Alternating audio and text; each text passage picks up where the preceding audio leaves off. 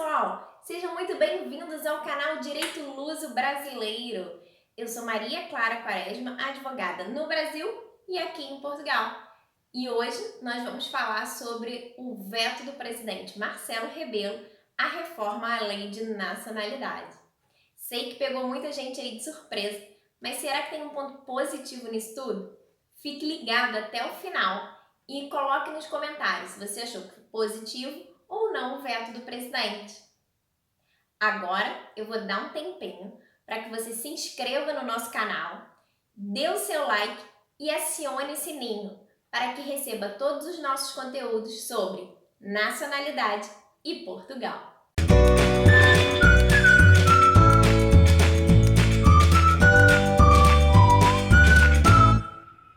Então, pessoal, só para eu situar aí quem já ficou sabendo da reforma à lei de nacionalidade já com o veto do presidente.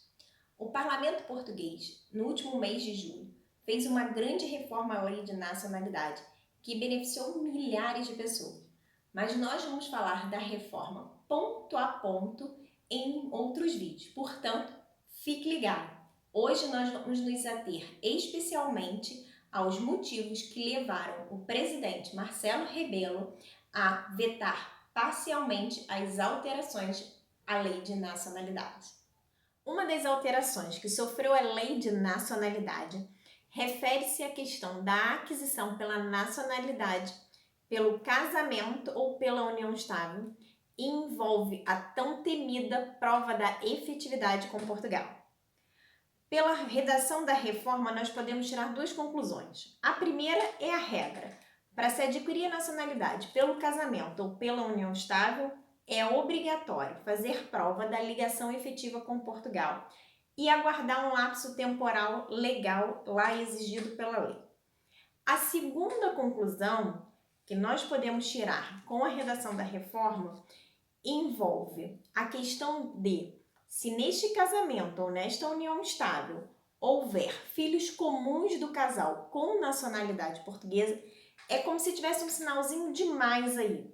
Os filhos precisam ser comum dessa relação, mas ter o segundo requisito, que esses filhos tenham a nacionalidade portuguesa.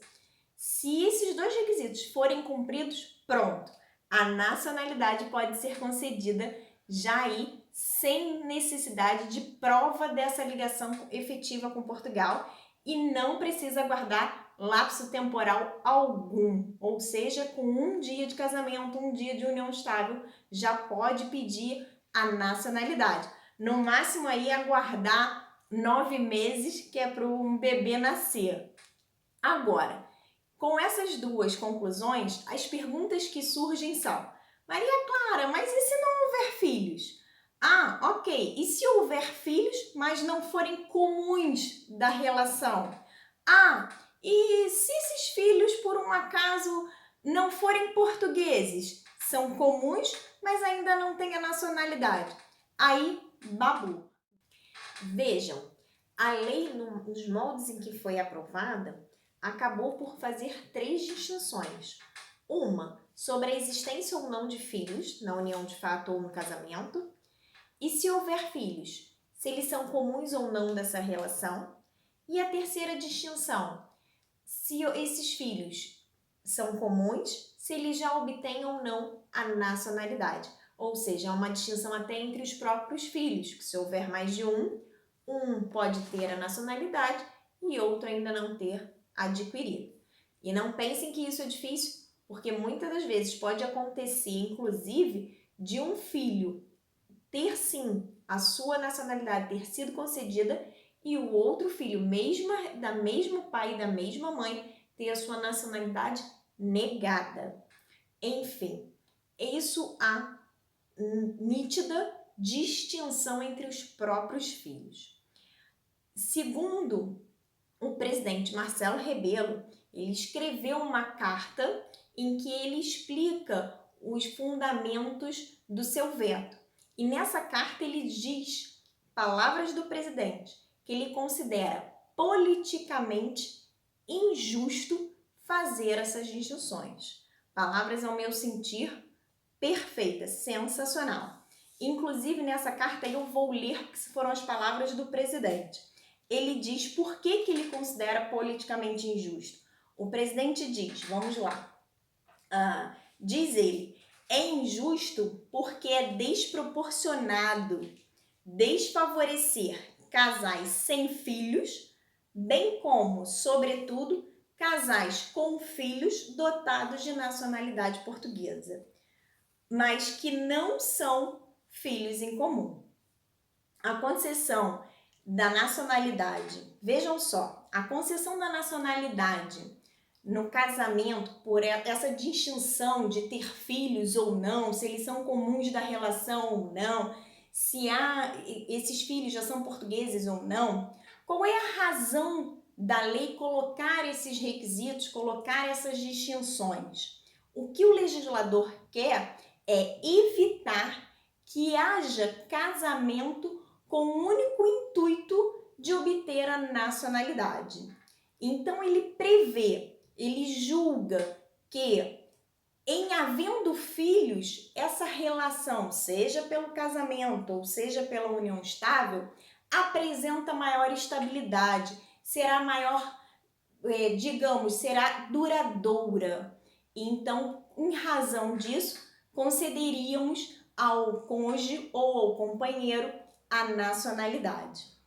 Mas o presidente, Marcelo Rebelo, segue dizendo ainda o seguinte, vou ler aqui, diz, não se pode presumir que um relacionamento é mais ou menos estável e seguro, ou seja, que uma relação irá se perpetuar porque se tem filhos.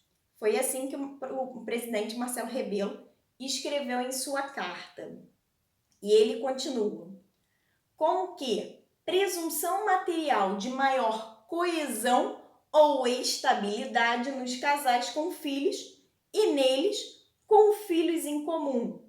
Filhos esses dotados de nacionalidade portuguesa é levada, na minha ótica, a ótica do presidente, longe demais.